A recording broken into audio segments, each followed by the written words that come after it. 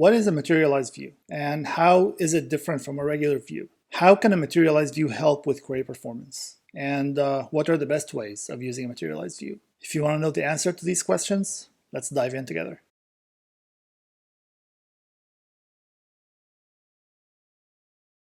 Hello and welcome. My name is Elhelw.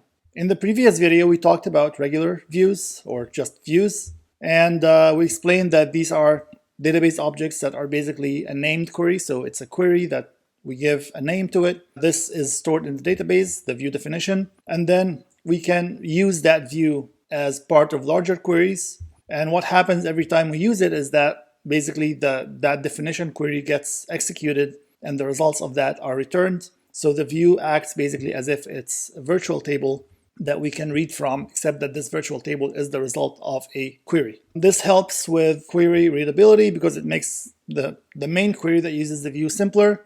It also helps with reusing complex computations. If I have a computation that is complex and I want to use it in multiple places, I can just define that as a view instead of having to repeat it, copy and paste it different times. So I can define it as a view and then just call that view. I will include a link to the video in the description. I will also put it up here on the screen. So feel free to check it out if you have not seen it already. It will help a lot before continuing with this video. Let's see some examples to refresh what we've talked about last time. So suppose that we have this table orders. Just let's look at the structure of that table. So it has 3 columns: order ID, customer ID, and amount. Let's see how many rows we have. So I define this order table to be quite large. So I'll do select count star. Took a little bit of time until it could return the results. So we have 20 million rows in that table. And if we want to see what the data looks like, so let me just do like a select star from that table, limit 10. So it will just return 10 rows. It doesn't need to scan the whole table. So it looks something like this. So each row has the order ID, customer ID, and the amount of that order. So this is just a sample of 10 rows out of the 20 million rows that we have in the table. Now, suppose that we have this computation here, this query, which selects customer ID, count star or count 1. Basically, we want to count the number of rows that have this customer ID and also the average of the amount from all these rows. And we're grouping by the customer ID. So basically, for each customer, we want to return the number of rows or the number of orders that are associated with this customer, as well as the average amounts from these orders. So let me execute this query. It is running now, so it took a little bit of time as well, because again, like we have a lot of data and there is some aggregation happening. So this is the result that we got. So we have 3 rows corresponding to 3 customers. So even though we have 20 million rows in the table, there are only 3 different customer IDs in all of these rows. And we can see here for each customer the number of orders that this customer has, and then also the average amount. Let's assume that this query here is something that we want to reuse multiple different times in many different places. So we decided that we're going to create a view based on this query. So to create a view, we use the create view statement. We have to give it a name. So here I call the view v_customer. And then I put the select statement that we had before. So basically we want to define a view with this name based on this query. So when I run this statement, it tells me that the creation of the view is successful. And then I can do select star from this view to see the data. Again, it's going to take a little bit of time. And here is the result, the same result that we have seen at the top. So whenever we do select star from this view, or like whenever we reference this view in a query in any way, what happens is that the system will go and run that query and return the results. That's why it took a little bit of time when we did a select from the view, because these results are not stored somewhere. We have to compute them from scratch from the base table. And to confirm that, let's do an explain and look at the query plan, right? So I'm actually going to do an explain analyze in this case because I want to see the query plan as well as actually make it run and see some execution information. So let me execute this line. Took some time again. Here we can see the plan. It's not, it's not scanning the data just from somewhere and that's it. No, there's like a scan from the orders table. There is some sort operation happening. There is, aggregation happening as well. A couple other operations that we don't really need to get into all the details, but this is what the actual execution looks like. So again, we are actually executing the original query, which is the definition of the view, and returning the results. One piece of information here that I wanted to pay attention to is the execution time. So this query took 900 something milliseconds to execute, so almost 1 full second. 1 second is a long time in database systems. Usually queries that are fast take milliseconds or even microseconds to execute. So when a query takes a full second, that's a long time. And this is only on a relatively small query with only 20 million rows. When you're talking about large databases, you might have billions and billions of rows, and the query might be much more complex than the one that we have here. So it would take hours and hours to run. So that's not uncommon. So this is what it took to select the results of that view. All right, so this brings us to the point that we wanted to talk about today, which is materialized views. What is a materialized view, and how is it different from the views that we've seen so far? So a materialized view is, you can think of it as a special kind of view. It's still a view in the sense that it is associated with a query, and you define it in a very similar way to how you define a view. You say, you give it a name and you specify the query and you define it in the database. That query gets stored, the same thing as a view. The difference between a materialized view and a regular view is that the results of that query are also stored in the database. So for a regular view, these results were not stored. These results have to be recomputed every time you use the view. For a materialized view, the results are stored when you create it, and then every time you use it, you just read those results directly. You don't have to re-execute the query all over again. So this is the main difference. Materialized views are a very popular database feature. Most database systems support materialized views. The syntax to deal with materialized views might be a little bit different depending on which database you're using. Today, we're going to be showing examples of Postgres, but if you're using other systems like SQL Server or Oracle, for example, the syntax might be slightly different, but it's not going to be too far from what we see here today. So back to our create view statement that we have seen a little bit ago. This is how we created the regular view that we have seen.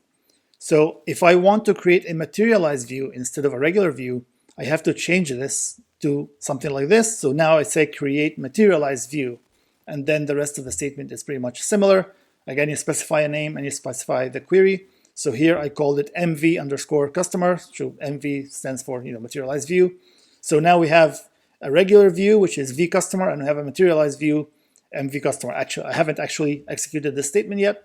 So now that I run it, it will create the materialized view by executing the query and storing the results of that view. And here it says select 3 because it stored 3 rows, because the results of that view contained only 3 rows. Something that we did last time is we wanted just to check out that this materialized view actually exists. We can use the \d, which lists all the tables and views and all that other objects.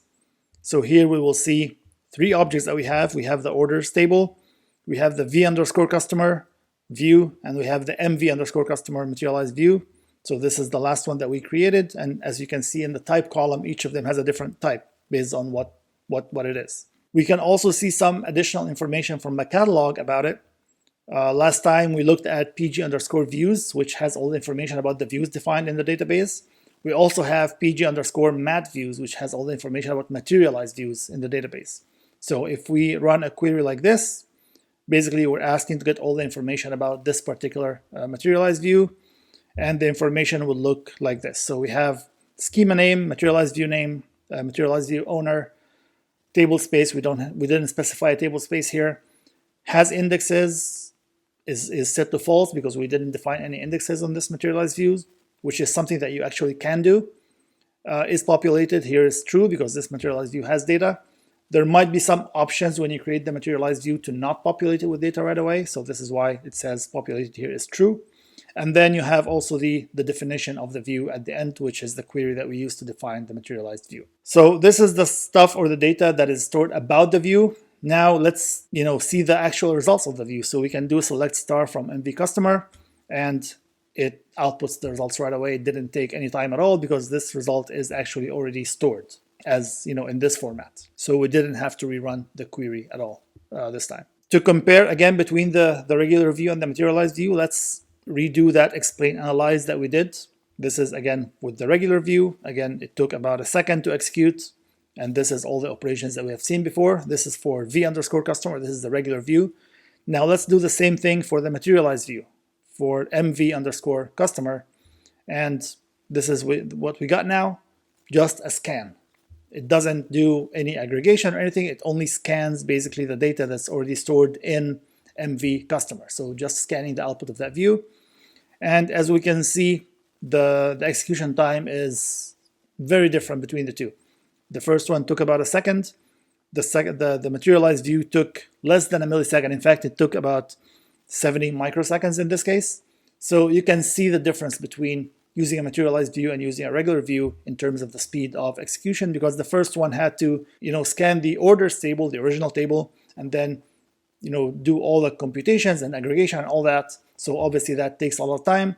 Whereas the second one only had to scan the materialized view, which only had 3 rows. So it was super fast. This begs a question, right? Like, if materialized views are so much faster than regular views, why don't we just create materialized views always? Why do we even need regular views? Like, if you ever have a computation that you need to reuse or simplify the query, just go and create a materialized view, right? Like, why don't people just do that all the time? There are a couple of reasons. First reason is storage. Materialized view stores the actual results, right? So this means it requires additional storage. Regular views don't store that information. Regular views just store the view definition, but not the actual results. Of course, the more materialized views that you have in your database, the more storage that you will need. Someone might say, well, storage is cheap, right? Like, you can get huge storage now, and it's not that expensive. So why not just create all the materialized views that you need? This is true, but remember that we are dealing with cases that have huge amounts of data, billions and billions of rows across multiple tables and all that. And the more data that you have, like here, the materialized view that we created had only 3 rows, but obviously if the starting point was billions of rows with, obviously we would have more than just 3 customers, then this materialized view would have been much, much larger. So you would need a lot more data to store that. And if you want to create, 10 materialized views or 50 or 100, this adds up to much more data that you need. This is especially significant if you're hosting your data on the cloud, for example, like you're paying for the data that you're using. So then you have to be really careful about what you want to store and what you don't want to store. So basically, again, one of the reasons is the storage and the fact that materialized views require extra storage. The second reason, which I think is the more important reason, is the accuracy or the recency of the data. Regular views, non-materialized views, regular views, again, they don't store the results, right? Every time you read from that view, what happens is that you have to execute the query on the original tables. Materialized views read the data that they have already stored, like the pre-computed data that they have, figured out when you're creating the view, and you store the data, so every time you just read that data again. So what happens when the original data changes? Like in our case, for example, in the orders table, like what happens if you add more data to the orders table or delete data or update data, right? If we try to read the regular view doesn't store anything. It will just run the same query on the new data, and the result that you get will reflect, the current state of the data. Whatever updates have happened, they will be reflected in the result that you get from the regular view. If you do the same thing on the materialized view, however, you're not going to get the data that reflects all the changes that happened. You're going to get the same data that was stored before. Let's see an example to verify what I'm talking about. It makes it much easier to understand. So let's start from selecting everything from the view, the regular view, v underscore customer. This is the data that we have. And to compare that, let's select from the materialized view, mv customer. And again, this is the data that we have. Of course, it's the same because both views were defined on the same query, and no changes have happened since we defined both views, so they're identical. Even though one of them, the first one, actually queries the orders table, whereas the second one gets the data that's stored in the materialized view itself. Now, remember that we had here 3 customers, right? Like we had customer IDs 1, 2, and 3. So let's try to insert a new row in the orders table. And in this new row, I'm specifying 3 values. Remember, the first column was order number, and then customer ID, and then amount. So here I'm specifying customer ID equals 4. We did not have a customer with ID 4, at this point. So this is basically a new customer. This customer hasn't appeared at ever, in any of the existing orders. So we're going to add that to the orders table. So it has been inserted. Now let's run the original query. not the views, but the original actual query that had the aggregation. So let me run this. Again, it's going to take some time. And now the result has 4 rows. See the 3 rows that we have seen before, plus a new row for customer number 4. And because there's only a single row, you can see like count equals 1, and then the average is the 500, which is basically the amount that we just inserted. So this is the new result for this query. Now let's try to read from the views that we have, both vCustomer and MVCustomer. So selecting from vCustomer returns the same rows as the original query, which is expected because this view is nothing but the query. So it will run that same query on the table and return the results. This result includes the new row that we have just added. So this is expected. vCustomer returns data that is up to date. Now, if we select from the materialized view, we will get only the 3 rows that we had before. So basically, whatever data that got computed and stored as the materialized view, this is what we're reading. Whatever changes that have been, that took place on the original table did not get reflected into the materialized view's results. So of course, this is a problem. Like, this means that when we're reading from a materialized view, we don't guarantee that the data is up to date. We don't guarantee that it reflects all the changes that have happened on the data. So to resolve that or to fix that problem, we have to actually refresh the materialized view. So refreshing the materialized view means that you force it to run the query again and update that stored results to reflect the current state of the data. How do we do that? So we use the refresh materialized view command. So we say refresh materialized view and then the materialized view name. We run this command. It will run the query and refresh the stored results. And here it indicated that it's successful. So to verify that, we're going to select star from MVCustomer once again. And now we can see that the results have been updated. So this refresh is very important. We did not have to do that with regular views because they are automatically up to date because they actually use the original data. The original data is the source of truth. But for materialized view, it's like they have their own version of the data. So refresh basically forces that data to be updated as well. Of course, this refresh operation can be expensive because it needs to run the query and figure out the changes and so on. So systems that support materialized views, they provide different ways of doing this refresh operation. Basically, in terms of defining the frequency of doing this refresh operation. There are multiple common ways of doing this. One way of doing this is called auto refresh, which means that every time the data changes, refresh materialized views right away. The good thing about this is that it guarantees that the materialized views are always up to date.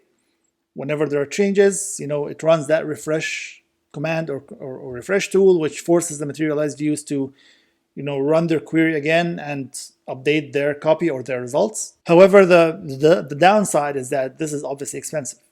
If you have too many updates happening or you're inserting data all the time, then you have this refresh constantly happening, which can overload the system and make other queries or other operations in the system get slower. So this is something that you have to keep in mind if you use something like auto refresh. Another way of doing it is doing it at a fixed frequency. So you specify saying, for example, I want to do refresh every 24 hours or every 4 hours or every 1 hour or every 7 days, depending on whatever options that you have.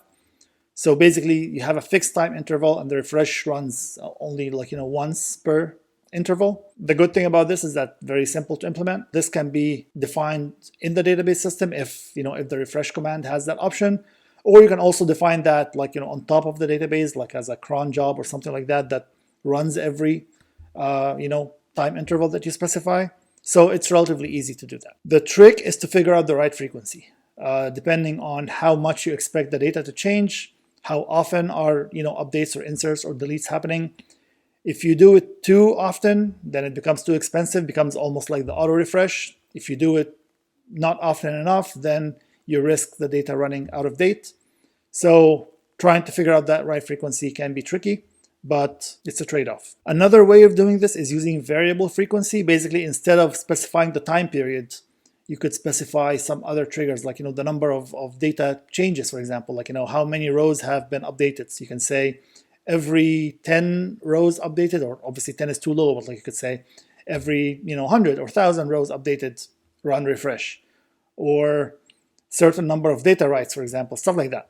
So basically, you depend more on the data update rate rather than the time. The good thing about it is this is better at adjusting the frequency. If you have a time period that has lots of updates, then refresh will run more often. If you have a period of time that has no or very little updates, then you may not need to run refresh, or it might run very sparingly. So this is good at making it more dynamic. The downside, of course, is that this is more complex to implement.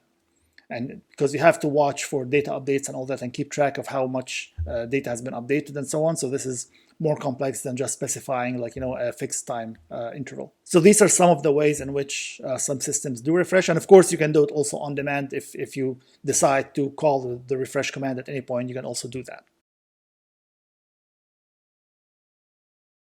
All right, so to compare views and materialized views on in all the aspects that we have talked so far, just to give like an overview. So again, view results. For regular views, the results are not stored. They are computed every time you reference the view by running the query. For materialized views, the results are pre-computed at the time of creation. They are stored. So every time you reference the view, you just read that stored result. This gets updated whenever the refresh is called as well. The data freshness for regular views, data is always fresh. The results always reflect the state of the data in the original tables. For materialized views, it may not be up to date all the time, depending on the frequency of the refresh and how much the data has changed since the last refresh and so on. So depending on that, the data may or may not be up to date. How fast is it to read the data from the view? For regular views, it's slow because it has to actually go and run the query on the original data, do all that computations and return the results. For materialized views, it's super fast because it only reads basically the stored results right away. So this is the main difference between both of them. And then last but not least, as we mentioned, storage. Regular views do not require a lot of storage. Materialized views require extra storage because you actually need to store the results of the view. So, okay, given all that information that we know so far, when do we use materialized views, or when is it a good idea to use materialized views? There are some scenarios or some cases that may suggest that materialized views would be suitable. For example, if you have a complex query that has a small number of results, similar to the example that we've seen so far, like a query with lots of aggregations, potentially it might have joins, it might have so many different operations, but we know that it produces a small number of results.